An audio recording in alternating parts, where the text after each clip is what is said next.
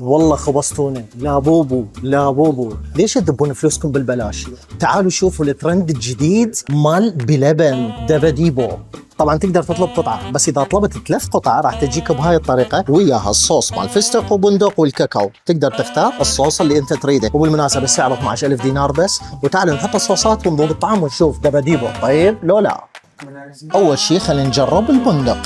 يا الله. وعندهم ايضا الكاكاو، واخيرا وليس اخرا الفستق. وهذا بزبدة البندق. تعالوا نشوف الداخل. طبعا الداخل كيك، تشوفون براوني رهيب.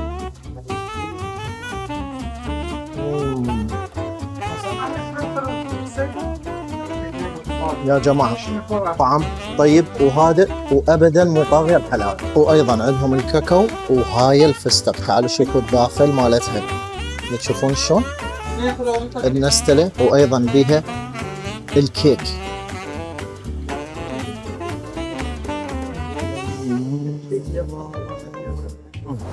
ترند دباديبو موجود يم بلبن، الوحيد اللي موجود في اربيل.